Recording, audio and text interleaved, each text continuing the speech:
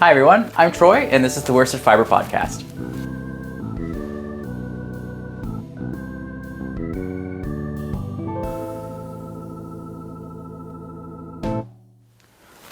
Welcome back if you've been here before, and welcome if you are a new viewer. I'm Troy. I am the creative behind this podcast, or knitting show, I guess is probably more accurate. And I also am the designer behind Fox and Oak Designs. And I make this podcast out of Charlottetown, Prince Edward Island. So it's, if you've been here for a while, you'll know that I'm a week late with this podcast, and I'm afraid that I was super busy last weekend with Pride PEI, the Pride Parade, the show that I was in. But we'll get to all of that here momentarily. But welcome back regardless.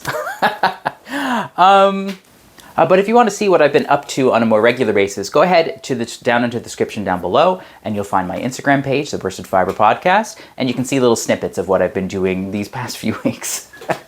I just want to give you a quick update on my upload schedule going forward. I'm going to be uploading on Fridays going forward as opposed to Mondays, just so that way I have a little bit more time throughout the week to just peck at editing instead of trying to doing it all one shot Sunday afternoon.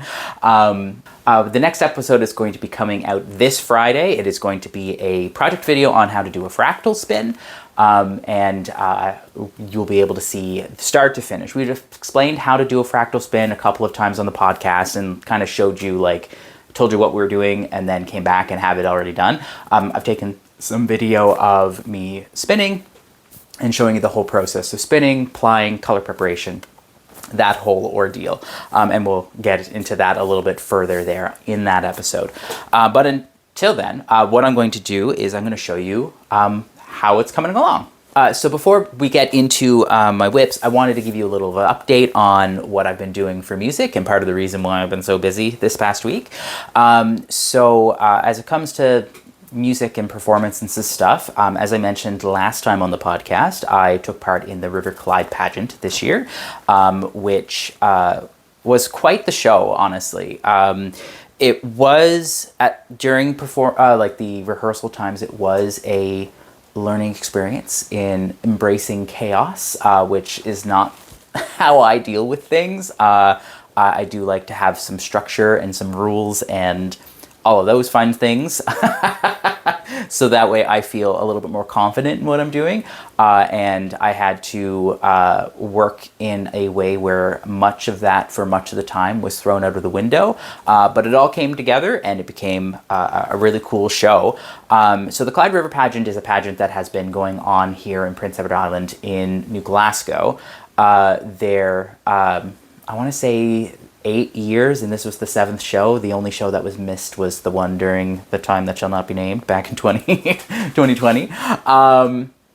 Yeah, and it's an outdoor performance where it incorporates a lot of different types of performers. So I sang in the choir and was part of the music crew that was there, but there are actors, there are dancers, there are stilt walkers, there are puppeteers.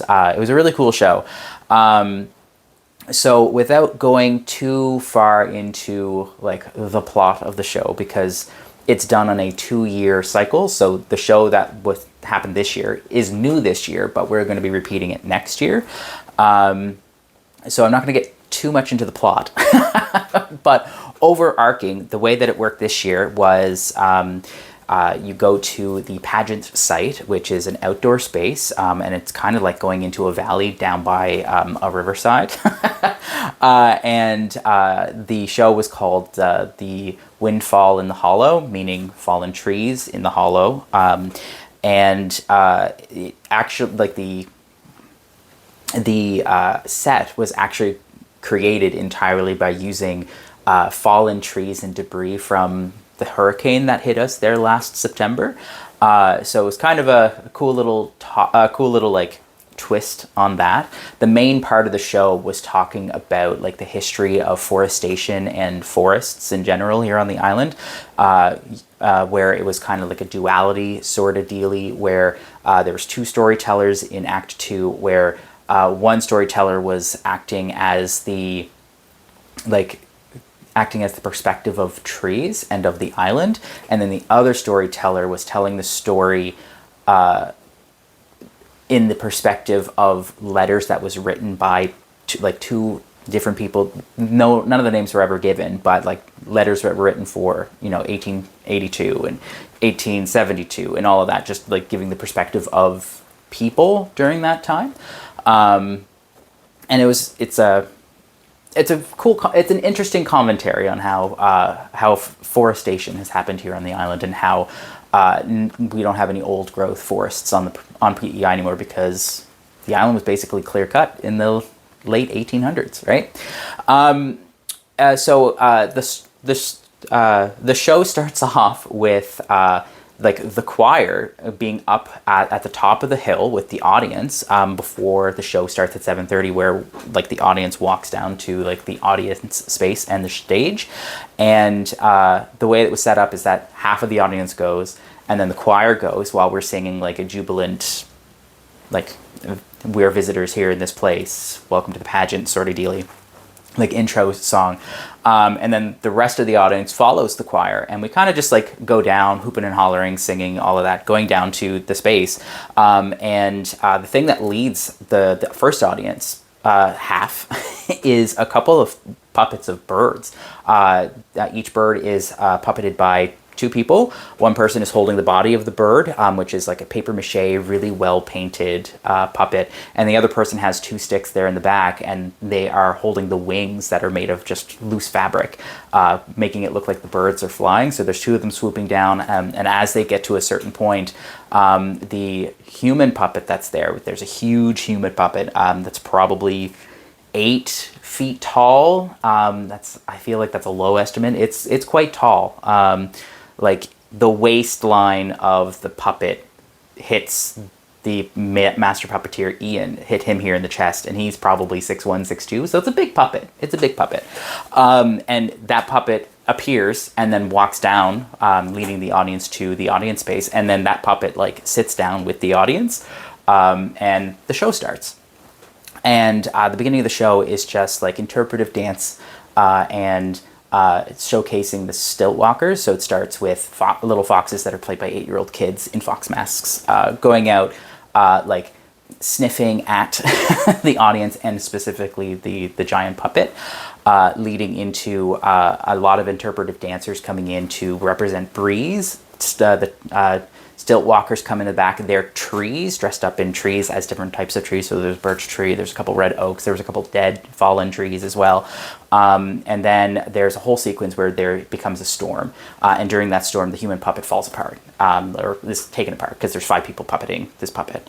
And then it comes together in Act 2, where groups of children actors, but they are representing 3 different timelines that kind of come in, have a conversation, and then the storytellers come out, talk about forestation, and then in repayment for telling that story about forestation, which is the history of Prince Edward Island, in that regard, the kids tell a story about the Big Dipper. And the way that it's framed is that it's like an amalgamation of a number of different indigenous people, like the indigenous peoples here at Prince Edward Island, their versions of the story of the Big Dipper, where it tells a story overarching of a number of hunters. So some of them it says 7, some of them say 3, some of them say that the hunters were actually just birds. They are following their prey, which in one case is, maybe I shouldn't say it's the Aboriginal people. Yeah. So in repayment for the story of the trees, the children actors, they tell a story about the Big Dipper, and it's, since those 3 groups of kids come from different time frames, it kind of like shows like the same story being told in different ways, because it's an oral tradition is what it's implied to be. So the story is told, and it's basically about a group of hunters. In one version it's 3 hunters, one version it's 7 hunters, one version it's 7 birds, and they go and they chase either a caribou or a bear, or as a little joke at the very end, it's a mammoth is the oldest group, the most prehistoric group of kids say it's a mammoth. And it talks about the story of how the Big Dipper goes around the sky, or the hunters go around the sky chasing the bear trying to catch it. And then once the like constellation is upside down, they say that the bear is now in hibernation. It's a really neat little story. The storm comes back, and then the big puppet comes back together, and we end off the show with a few more musical ideas, and then they take out these paper mache lanterns that are like, one of them is a duck, that's a hat. Another one is like, there's mosquitoes, there's a wasp, there's a bumblebee, there's an Asian beetle, there's a ladybug, there's other, like a potato bug. So the lanterns are really cool, and it's just people going down with the lanterns, and they kind of like go up the hill. By that time of night, since the show doesn't start until 7:30, the sun has already set, so those lanterns have like a really cool effect where it's like you can see that they are lit up well, and the big human puppet also lights up as well. And all 5 parts of it has lights in it too. So I feel like I'm not doing a very good job explaining it, but it was actually kind of a really well put together show. And I feel like next year's show will be even better. So when it comes time for those tickets to become available, I will post on the preceding episode of whatever episode it is. And if I have to do a short video, I'll do that to advertise, because this year the tickets sold out in the same day. They were released in 2 different waves throughout the day. The first wave sold out in 15 minutes, and the second wave sold out in 4 hours. And that was on July 7th, I think, is when the tickets went live. So it's a pretty popular show. I'm hoping that they add a couple more performances, or perhaps make the space bigger, that they can make it so that way they can handle more people in the space at a time, so that way more tickets can go out. It's admission by donation. It was a really good show. There were times where I was a little leery of how like things were organized, but it came together at the end, and I just needed to tap into some of my patience. And learn to roll with some certain things, as opposed to finding out exactly what I need to do when. There's a lot of improvisation that we had to do as a group, and I'm not super comfortable with doing improv when it comes to any kind of musical ideas. Like, I'm really uncomfortable doing it, mostly because I don't do it often enough for me to feel comfortable with it.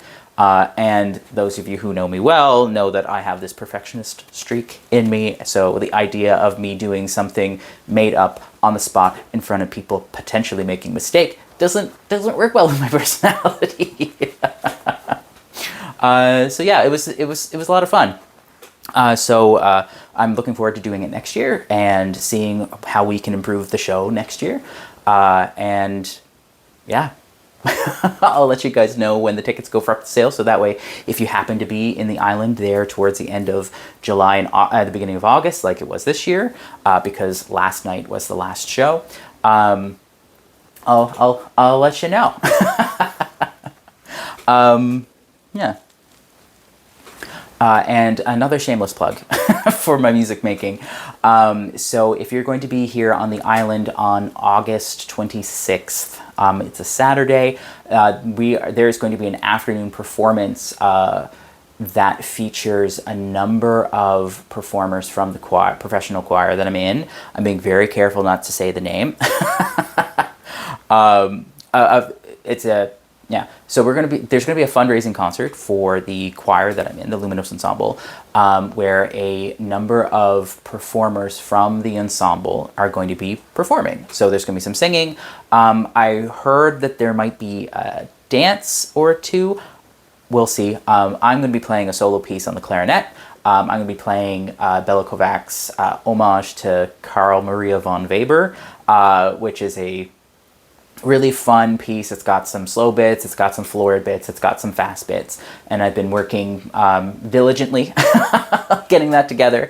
I will try to have my performance recorded so that way you guys can hear it. I will have to investigate to see how that's going to work, because this is a copyrighted piece that was written fairly recently, and I don't want a copyright strike on my channel. So I will see how that goes. And if I can't put it up on the channel, I'll put a link in the description of just the audio of that, of the performance. So that way you can hear it on SoundCloud or something like that. So that concludes shameless music plugs. So getting right into my whips, I'm going to talk about the spin that I'm doing. So I've got my bobbins here. So I have, as I mentioned, I'm doing a fractal spin and I'm almost done. I've completed one of my bobbins here, and I am about halfway through my second bobbin here, and I've got a couple little bit more fiber to spin. I will mention in the episode when I post it, but this is going to be a little bit of a different fractal spin compared to what you would normally do. And the reason for that is the braid that I'm using only has one color change through it. It's like a gradient almost. And I wanted to have more barber poling. So the thing about fractals is that there's barber poling, right? And the thing about this this strand here is, let me get it out here so that way you can see the entire strand all at once. There's only one color change in the entire strand. Like this is the whole roving. This is the whole length of the roving, and it's one color change. And instead of doing a gradient yarn like this particular braid goes for, I wanted to do the fractals. So instead of doing my normal fractal, which preparation would be, which is splitting the fiber 3 times. I'll go into more details later. I split this one twice as many times. So the first half, instead of it just being my first bobbin, instead of it just being 1/2 of the roving split down, I've actually split that into quarters and did tip to tail, tip to tail. And then the second bobbin, I split it into 4 pieces. So this is 1/8 of my spindle, and I'm doing all 4 of those pieces, tip to tail, etc. So that way I have a little bit more barber poling, and it's not just a gradient yarn. This is working up really quickly because I am trying to do like a 2-ply DK weight, 2-ply worsted weight. If I can finish it later on today, because I have to record a little bit of this, and I'm going to be recording some of the ply here. If I can finish that today, then I will post like the full video probably on Friday. And if I can't, then it'll be next Friday to kick off the new Friday time slot. This is 100% merino. This is our comb tops that we have at Belfast Mini Mills. This colorway, I believe, was called Sunset. It was only available in store, but depending on how this spins up and if there's enough interest, I will see if I can't get Emily to dye some more of this, so that way we can put it on our online store. But it's not currently there. And we'll make sure that it's there for the PEI Fiber Festival, as well as the Spinners Retreat in Cape Breton. Yeah, so this is coming along. All right, so my next project that I've been working on is, it's a free pattern that I found on Ravelry. This is from the Year of Hats collection by Kate Gagnon Osborne. I have it written down over here. And this is February's hat. It calls for a worsted weight, so I decided it was a great time for me to pull out my Gasperaux Valley Fibre Cotswold that I bought there last March, not this past March, but the March before that. And I decided to take my mid-tone. I've got the other 2 hiding behind this leaf here. There. I decided to take the mid-tone of the 2, because I'll just use the lighter color and the darker color to make a cowl later to match. And I'm just making the hat. So this is like a texture sampler sort of deal hat. And I have made some modifications, because obviously I can't just do a pattern as written. The modifications that I've done is simply just simplifying the size of needle that I'm using. It calls for 2 different sizes of needles. And then I also changed the size of needle in total. Since this hat you cast on 88 stitches, I know my gauge well enough that I know 88 stitches on a 4mm isn't going to be a big enough hat for my big old noggin. So I went up to a 4.5 for this worsted weight, and so far it's knitting up nicely. The brim is supposed to be done on a 3.5mm needle, or it might be 3.75. it's three. I'll say 3.5, but if it's 3.75, I'll put it on the screen. But 3.5 needles, and then you do like a provisional cast on, and then you knit twice as length the brim that you want, and then you join it there in the end, so you got like this double knit brim. I decided just to stick with the 4.5 simply because I didn't have the right size needle, and I am lazy and I didn't want to change my needles. But it's knitting up really nicely. The Cotswold has like a nice give to it. This is a single ply worsted that is the in-house yarn for Gasperaux Valley Fibres. It is from their own Cotswold sheep that they have there. They get it spun, not by Belfast Spinning Mills, they have it spun by another company. And it's like really nice. It's really nice. It's very fuzzy. I don't know if you can tell. Oh, camera. Oh yeah, you can see. It's quite fuzzy there. There we go. So it's quite fuzzy. So it's going to make a really warm hat. It's a toothier wool for sure. It's not like a merino. It's probably best for outerwear, but I don't have a problem with having it next to my skin. So I'm hoping that the fuzziness of the fiber is going to catch all that warm air this winter. So that way I stay warm. Yeah. What else do I want to talk about? So I'm doing this on just a 16-inch. These are my Knitter's Pride 4.5 millimeter short tips on a 16-inch cable. Just really simple, easy peasy. It starts with some. I don't know if it's gonna. Yeah, it starts off with a little bit of seed stitch there, and I'm moving into like a slip stitch pattern on stockinette. It's not. That slip stitch pattern is not super noticeable. And I think that's partially because the yarn that I'm using, the fuzziness is kind of causing like that subtle texture to be, I will say washed out, but that's not quite the right term I'm looking for.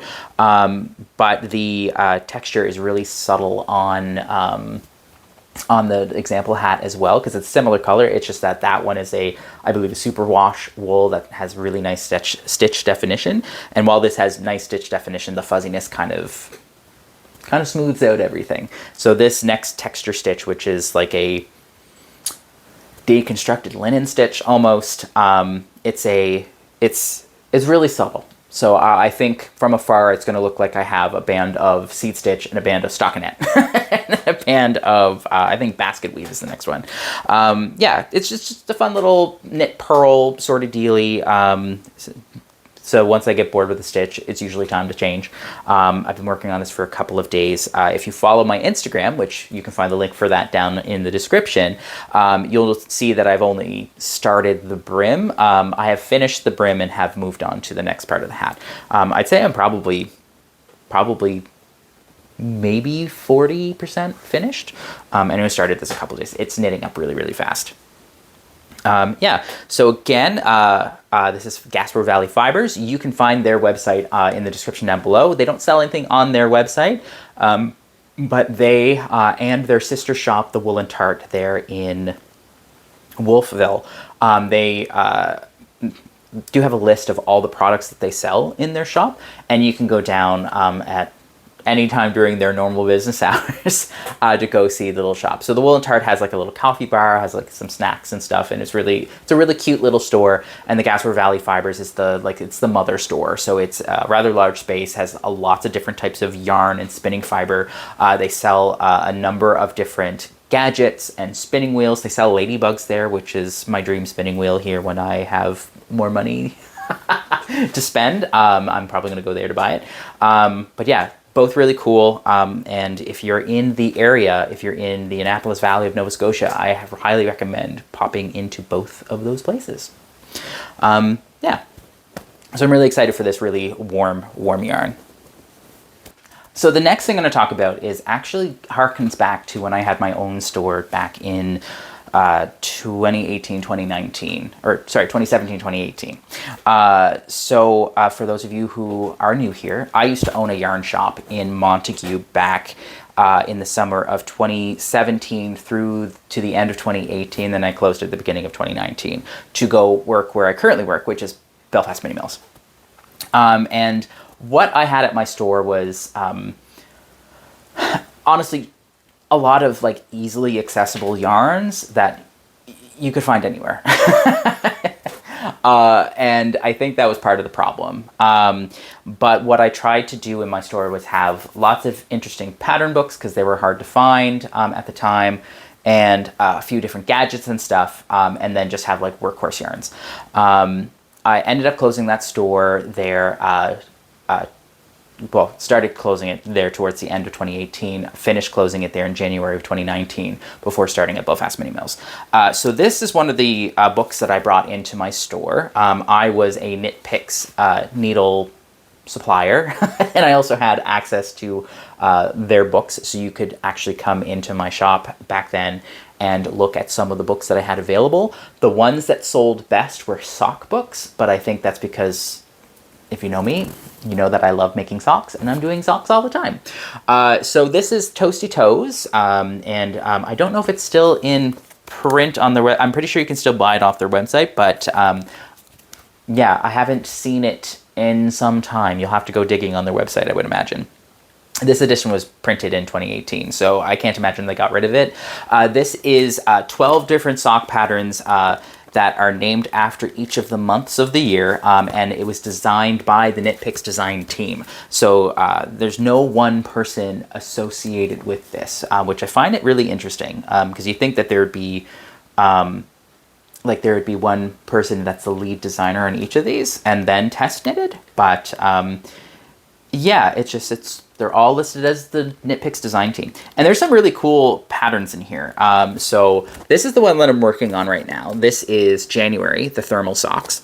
And I decided to pick this one, or I decided on this one rather, because I wanted to do something that had a little bit of texture that I haven't done before. I wanted to do a little bit of cabling, but not like a crazy cabled sock. I just wanted like a mindless thing to do.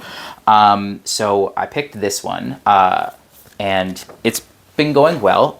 The thing about this pattern book is that all of the socks are knit from the toe up, and they all have the same basic shape. They all call for the same number of stitches, which is 64, and they all call for the same yarn. This is a book that is for their Hawthorne line, so this is their Hawthorne line that's available. And that's like their, I wouldn't say it's their workhorse sock yarn, but it's their, like, I would say it's like, that's their base for their hand painted and their tonal yarns, which is, this entire book is filled with the tonals and the hand painted ones. And all of the socks are written with the same formula. So you start the toes exactly the same. The increases for the toes are exactly the same. The top of the sock has 32 stitches. That's the only thing that changes. The bottom of the sock is the same 32 stitches all the way through. You do the same heel on all of them. And then the cuff is where the pattern expands out to the entirety of the sock, and then it ends off in a different way. But the formula for all the socks are exactly the same. So if you know how to cast on toe up, and you have a heel in mind that works for toe up socks, you can just kind of just like graft the stitch counts for the tops of the socks onto each of these here. So what I've done is I started a sock, and I've ripped it out and I've restarted it here because I am working with a sock yarn that I've not worked with before, and it's discontinued. So this is Loops and Threads Perfect Pair. This is an acrylic, bamboo, and nylon blend of sock yarn, and I have a couple balls of it. My other ball is in my tote here, but it's one of those yarns where it has like a section at the beginning that you kind of like discard because it's not part of the color repeat. And when it was first advertised, it also indicated that there's a section in the center that you also remove and discard, so that way you have two socks that are exactly the same. And that was like the main selling feature of this yarn back, in 2015, 2016 when I bought it. When I bought the first ball of it. And then I bought this ball because I like this colorway better. And looking at the tag, it doesn't look like a mix of like a perfect pair socks, not like the Arnie and Carlos perfect pair that I've got sitting up here. So I'm only I've started turning my heel in this sock. So I don't think I'm going to find that section that you remove out of these skeins, because I don't know if they have them anymore. It's kind of it's like a really affordable sock. If you follow the Instagram, I keep plugging the Instagram, you should really follow it. Link down in the description. But I wanted to show that, like, just because this is a knitting podcast, I know that in previous podcasts we've mentioned that, like, we are a equal opportunity podcast. If you have the funds to buy really nice fiber, go ahead and do that. If you don't have the funds to do that, then you know, make the choices that are most comfortable for you, and go from there. So I bought this a while ago. This is a really affordable ball of yarn. I think it was $8 for a ball that's big enough to make a pair of socks, which, you know, makes sense for an acrylic blend, right? But I just want to make something that is really affordable, so that way we're not reducing the accessibility of the channel. Because I don't want people to get the idea that you have to be a yarn snob to watch my channel. I use acrylic sometimes too, and it's a good workhorse yarn if you're going to be giving something to somebody that is not going to take care of it the way that you would need to take care of a nice wool yarn. Acrylic is kind of the way to go. Yes, there is environmental issues that you want to keep in mind, so like microplastics, that sort of thing. That being said, as long as it is being utilized in a way and you're giving it to a person that's going to take care of it the best way that they know how, it's probably the best way to go, because not only is it affordable, if it does happen to get ruined, it's not a lot of money out of the window, and acrylic's one of the best things about acrylic is that it is really durable, and really affordable, and it's really easy care. So I'm making this pair of socks for myself. This is a 8-ply structure, so it's actually 4 2-ply spun together, and I'll take a picture of this because it's not letting me like zoom in and zoom out here, but I'll take a picture of this, of how the stitch definition is here on the stockinette side. You'll find with this is that there's kind of like an imbalance in the yarn, and that is partially because, or it's entirely because, the yarn is over twisted in one direction. I would say it's over twisted in the plying direction, the second ply, and it's causing the yarn to, instead of having those like nice V's that you see in your yarn when it's blocked and all of that, this one has a slight twist to it. So one side looks, it's basically straight up and down. The other side is a little bit closer to like a 60-degree angle instead of a 45-degree angle. I'll take a picture of that, put that over here so that way you can get a better look at it. Otherwise, it's great stitch definition. And I think it's really interesting to follow like the white and gray patches that are in here, because simply from the minor changes of my tension from day to day, just from stress or whatever, sometimes those gray parts are like stacking on top of itself in a really interesting way. And sometimes it's like zigzagging, and one section it's just stripes going diagonally. I think it's really interesting that it does that. But yeah, it's a lot of fun. It's really stretchy. This is going to be probably a cooler pair of socks. Acrylic does have a lot of insulating properties, but it doesn't absorb wetness. But the bamboo that's in here does, and there's a little bit of nylon just for a little bit of strength. So I will see how this goes. I'm hoping it's a cooler sock. I guess I should have picked a pattern that wasn't the January thermal sock to test out a cool pair of socks, but that's how it's going. The only criticism I have for the pattern here is that the way that the heel is done, I don't know if I'm misunderstanding it and just doing it wrong, but I think I'm doing it right. I find that when I did the way that the heel is written in here, it's a version of a short row, but it's leaving huge holes, or it left huge holes. I have since ripped that out and changed it, but it left huge holes where like the heel, the turn happens.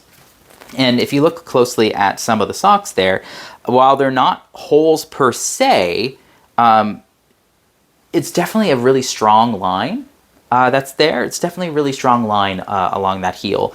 I don't know if it's going to let me show you. Are you going to? Nope. It's not going to do it. Okay. It's a really strong line there. And when I was knitting, it just made huge holes. And it's hard to tell from the pictures here, but I think the huge holes are kind of on purpose. So I have swapped them out for a German short row. So that way I don't have those holes. And it's almost invisible because of how this heel is constructed. The like increase-decrease ratio is exactly the same. So I'm just doing that. Yeah, I've had this book for a long time. This is the first pattern that I've been working on out of this. I started a February Heart the Bound sock with a ball of yarn. My plan was to do a like mix and match sock set there for my store, where I was literally just going to be selling packages of 3 socks in different colorways based on the socks in here. But when I had the idea of doing that and when I closed the store, they were too close, so it never actually did that. I'm just working on a pair of socks, and we'll see how that goes. I might continue working on different textures in here and do like mix and match socks for myself. But we'll see if I get second sock syndrome working on this sock. So that's my January thermal socks from the Toasty Toes book from Knit Picks. And I'm working with Loops and Threads, perfect pair of socks. It is a discontinued yarn. And I am working on using my Chiagu shorties that I got at Fleece and Harmony, which I love this set of needles. A little pricey, which, you know, high-end needles like Chiagu tend to be. But if it's in your budget, well worth it. And if you knit socks like I do, or sleeves, because I use them in the sleeve for my raga, yeah, highly, highly recommend this set of needles. The link for them is in the description down below. So I wanted to talk a little bit about Pride Week here in Prince Edward Island. Those of us that live in North America know that June is Pride Month, and that was something that was decided a few years later than PEI started having our own Pride Week. So our Pride Week is the 3rd week in July, and this year I was actually able to attend the Pride Parade. Every other year that that I had been out of the closet and wanted to go to the Pride Parade, every other year I've had to work or something else has pulled me away, like I've gone on a trip or something to that effect. So this is the first year that I actually get to take part of the Pride Parade. And one of my new friends from the Clyde River pageant, who I have been like circling in similar circles, but our orbits never really met until the River Clyde pageant. Josie Baker, the executive director of Peers Alliance, invited me to walk with the Peers Alliance. So the Peers Alliance is actually a rebranded version of AIDS PEI. They rebranded there a number of years ago because they expanded their mission to not only help groups that are at risk for HIV and AIDS, but to include other sexually transmitted diseases, as well as working on harm reduction initiatives here in Prince Edward Island, regardless of someone's gender, sexuality, or racial minority status. It's a really cool thing that they do, and I was really honored that Josie asked me to walk with the parade. And of course I said yes. So I didn't just get to go to and watch the Pride Parade, I got to be in the Pride Parade. And it was a lot of fun. If you happen to look at the CBC, some CBC articles, Justin Trudeau came down to our Pride Parade here, and you might see some pictures of me holding a flag. I might be in a picture with Justin Trudeau. I don't know. I know that I was there, but based on the angle of the camera next to the sign that I was next to, and I was holding up a pride flag, and Josie as the executive director of the Peers Alliance taking the picture with Trudeau. I might be out of frame, I don't know, but if there's a pride flag hanging around above the Peers Alliance, I'm holding that flag. So that was pretty cool. Yeah, so and the other thing that was really cool is that since Peers Alliance is one of the older organizations, we were Oh, I don't know if that's because, but like they are one of the older ones, and I would assume that is part of the reason why we were closer to the front of the parade. So after we had finished walking there, we just snagged a spot there at the end, a spot of the parade in the shade, and then I got to watch the rest of the parade. And it was one of the biggest parades that we've had in Prince Edward Island. I think they've been saying it's the biggest. There was well over 1,000 people in the parade itself. And there was a lot of people along the stretch, especially in front of the Confederation Center. I don't know if you're from the island or if you are familiar with the Confederation Center there on Grafton Street, on the corner of Grafton and, well, I mean, it takes up the entire city block, but we'll say the corner of Grafton and Queen.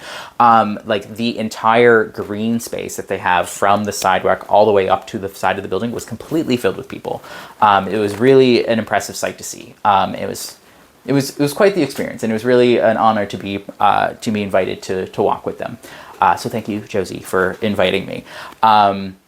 So the reason why Josie and I have been in like circling circles is that Josie's partner sings in the Sirens Choir, which is another professional choir here on the island. It is a treble voices only choir.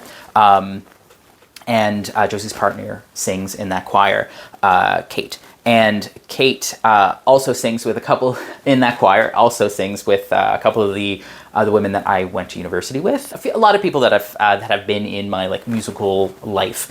But Kate and I, and by extension Josie, had never really met. We've heard about each other in these different circles, so we got to finally hang out, finally become friends. And I'm really happy that finally came together and that was a thing. Yeah, so that was a lot of fun. After the parade, me and my friends went to the Pride Market, which is just, a craft fair, basically. Or I think you guys have been to a craft fair. And all of the vendors are LGBTQ plus adjacent at the very farthest. So I went and I went through the wares, and there was a lot of really cool stuff there. If I had more money, I would have purchased something from a number of vendors. The one that I wish that I had the cash on was a stained glass vendor that had little mushrooms in different pride colors. And I would have purchased something from them, but I had not budgeted for something that was at that high end of the spectrum of cost. I had only budgeted $50. I spent $100. But that's how it always works, right? So the first one that I got is, which you've already seen this if you follow the Instagram. You should follow the Instagram. The first one I got is a little felted frog. So this is a little felted frog in the pansexual colors. And this is done by Meg Makes Stuff, and her daughter works at Belfast Mini Mills. And yeah, it's just a really cute little frog. The wool is from Belfast Mini Mills. That's not why I bought it. I bought him because he's a cute little frog. So he's going to be joining the rest of the the worsted fiber friends down here in the corner, and sitting in on future knitting shows. I think I'm going to move away from calling it a podcast outside of just the branding, because it's more of a show than it is a podcast, I feel. Yeah. Anyway. We'll talk about that later. So this is going to be one of my little fuzzy friends, my little fiber friends here over in the corner. Boop. And the other thing that I purchased, because I'm a big nerd, is a set of dice. So this set of dice is inspired by the BI flag, which is pink, purple, and blue. And it's a really beautiful dice set. I'm not going to say how much I spent on these because I think my mother would go into shock. But these are handmade dice here on the island by Luna Artifacts. Yeah, Luna's Artifacts. And it came in this really cute little glass tube with a cork stopper. And I'm very much looking forward to playing with these dice here in the very, very near future. They're really beautiful. I saw them and I knew that I needed to have them. So those are the two things that two non-perishable things that I got at the Pride Market. I got a number of food items while I was there because I was peckish.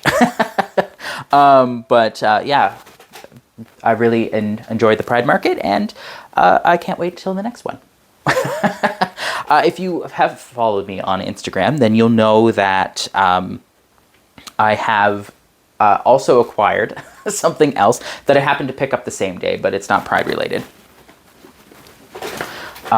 I finally got a copy of the Field Guide Fleece. So this is kind of like a pocket copy. When I ordered it from the Bookmark here in Charlottetown, I don't know why I had it in my head this was going to be a hard copy, but I should have known based on the cost because it was very, very affordable. It was only $20. Yeah, I'm really pleased with this. This is the first time I've seen this book, and it's really well laid out. So the Field Guide to Fleece is written by Deborah Robson and Carol Ekeris. And I'm really excited for this because I purchased this I ordered this at the same time that I have subscribed to the Longway Homestead's Fiber of the Month spinning subscription box. And what I'm planning on doing with that is each time I receive one of the boxes, or it's a bag, but each time I receive it, I'm going to do an unboxing here for you. I'm going to do an unboxing, tell you about the fiber because of what I've got here, and do like a little spin as like just a content thing. That's easy enough for me to do and have the ability to do that over a few days. So that way I can have project-based videos rather, available to you. So I've already looked up a lot of the fibers that I have been working with. So the one that I was least familiar lately is the Cotswold, which is a tooth-ear wool. So it's all arranged alphabetically. So this is the Cotswold. It tells you about the really long fiber length, how big the fleeces are, the micron count of the fiber, which is like the diameter of the fiber. The higher the number, the coarser the fiber. So the Cotswold is quite coarse in comparison to something like a Merino, but it talks about the effects of dyes, the best uses, which I'm not using it for the best use. I found out after I got this. So this is best for felting and for making really high durability items and for outerwear. And I guess technically the hat that I'm making is outerwear, but it's not. This is not next to the skin soft kind of fiber. And apparently if it's spun really finely, it makes a beautiful lace yarn. So I'm hoping that at some point during the Fiber of the Month subscription from the Longway Homestead, that I get a hold of 4 ounces of Cotswold, because I would love to spin like a lace weight to see exactly how this goes. And I'm just going to be having some fun with some fiber. Eventually I am going to make my way all the way through all 100 of these. It's going to take me quite some time. Maybe 10 or 15 years, but we'll see. And I'm really excited about this purchase. So this is going to have a spot on my shelf down here, a permanent spot until I'm finished using it. Yeah. So I don't have any finished objects for you this week. So sorry about it. But I do want to talk about a different project that I had started, but I didn't want to include it in my works in progress because this is no longer a work in progress. This is going to be put into hibernation on the back burner, until I figure something else out. So I wound off the balls for my for the Entwined Queen Lace shawl. Entwined, wow, words. So I wound off the Malabrigo sock that I had, that I was planning on doing the Entwined Queen shawl, which is really hard to say 5 times fast. I recommend that I challenge you to do it. And the reason why this is now on hold is because I have cast on this and we're just working at it. And I've come to the realization that these balls don't have enough contrast between them. Like one of the tools that you can do to determine if something has enough contrast, which is not foolproof, I've learned, is if you take a picture of something and in black and white, if you can see contrast between the black and white that's there, then it's supposed to be that you have enough contrast in the colors that you're doing. So I did that technique when I did the Raga, just to make sure that the colors after after I bought them had enough contrast between them, and they did. And I took a picture of these thinking that that would be enough. And normally it would be, but the problem is that the Diana, so this is Diana, this is, I think it's Frank Ochre, the colorway Diana has a lot of this in it. And like side-by-side comparison, like this is greener simply because it's been contaminated by the other colors in the yarn. But once it's knit up, which I will take a picture of this later, I don't feel like there's enough contrast in here. It just looks like a mottled yellow shawl, and I want to do this shawl justice. So I'm going to put this on the back burner. I'm probably going to pick up a skein of Malabrigo sock either next time I'm in Nova Scotia, see if I can't pop over to the Wool and Tart and buy something that's going to have a little bit more contrast, and decide whether or not I'm going to do it in the yellow or do it in the multicolored here. I'm leaning towards the multicolored because that's who I am.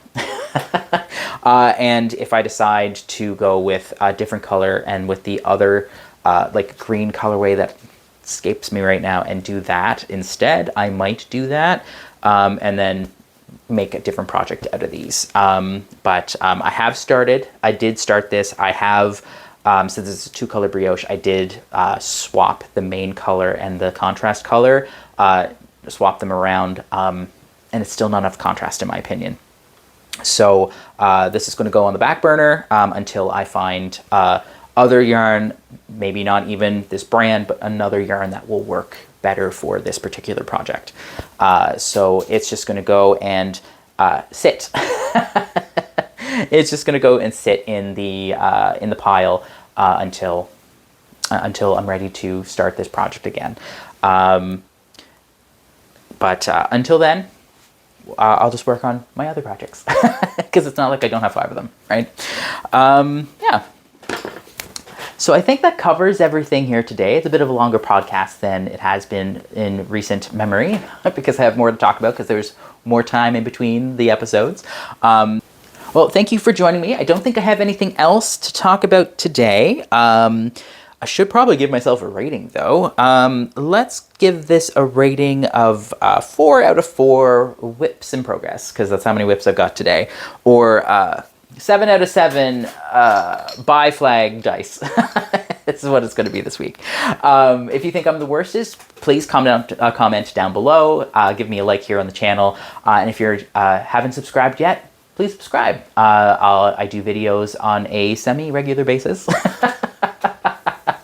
about fiber, fun, nerdy stuff, music, just stuff about my life. And if you like that kind of thing, come follow along. I'll see you in a little bit. Bye, guys.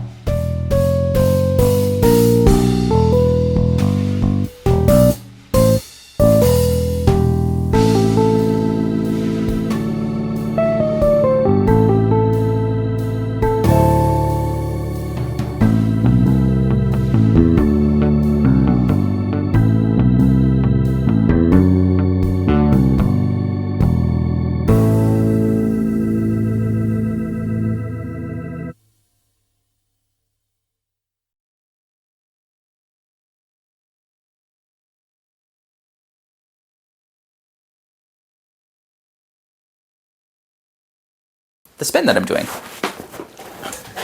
Oop. All right. Yeah, so I'm gonna go close the window. I'll bring it back.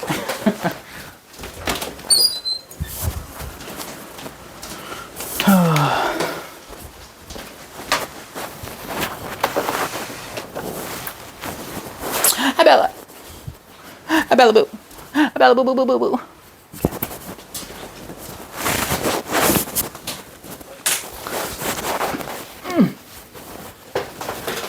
My hair does not want to behave today.